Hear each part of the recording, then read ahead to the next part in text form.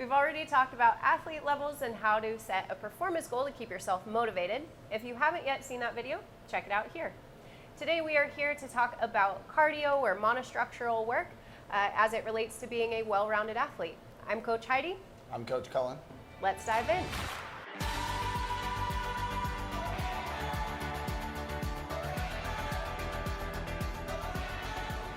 So Cullen, I'm a total beginner coming into the gym. What are the things that I need to think about in terms of cardio, and why is that important?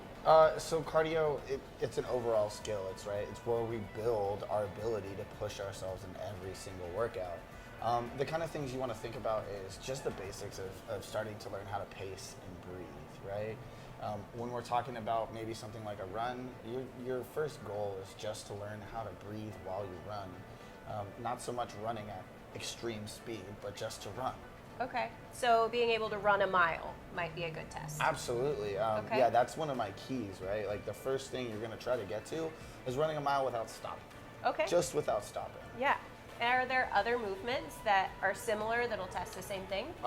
Yeah, not exact, but really similar. Something like a row, like Okay. like a 500-meter row. That's going to be a really good test of your cardio. And for that, it's kind of the same. You want to find a pace where you can just continue to move that whole time. What if I feel like I can run, but I'm pretty slow? Do you test sprints as well? We do test sprints. We have shorter distance run, like a 200-meter run. Okay. And those are a nice short distance to see how you can push yourself in those short distances. Got it. So if I've been in the gym for a while, I feel like now I'm comfortable understanding what a fast run versus a paced run is. Yeah. What's next?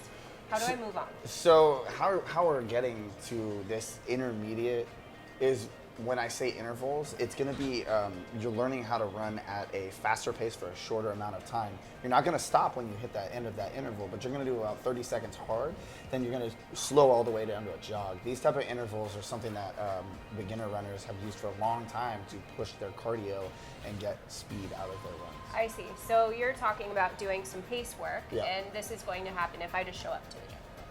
No, this is kind of stuff that you're going to have to find time for. A lot of our members already have asked us about it. They do it either before or after some of the workouts. Yeah, Okay. You got to give about 10 minutes to each one of those. Oh man, so you're telling me if I wasn't a runner coming in, if I was a swimmer, that I probably need to work on my running. Yeah, probably. Okay, so if I want to get to, say, expert level or advanced level, Yeah.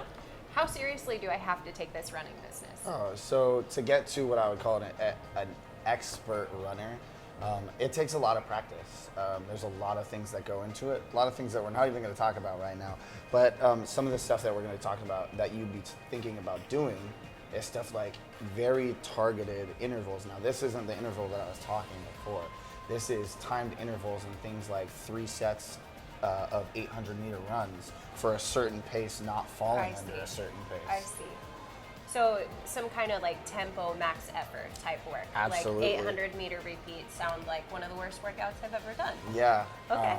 But they are extremely helpful in getting you to that next step. It's how you learn how to run fast. I see.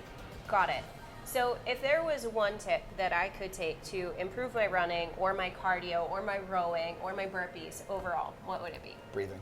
Breathing? Breathing, breathing, breathing. And that's going to be a fight along the board, whether you're beginner or you're going to expert. It's learning how to breathe correctly the whole time. So Colin, with all of the different items here, the running, the rowing, the burpees, the bike, which is your hardest one to get past? My hardest one is going to be the 2K row. Oh, yeah. Yeah, so that also involves your shoulders and just, it's a longer distance cardio workout that a lot of people aren't used to. So that for me, that's the key one for me. That's the hard one. So you're saying 8 minutes of pain? Oh yes, And absolutely. suffering. In the cave the whole time. Got it. Okay, well, this rounds out our monostructural or cardio tests for our athlete levels. If you like this video, go ahead and like and subscribe below. And we'd like to hear, what is the cardio you most enjoy? Leave a comment below.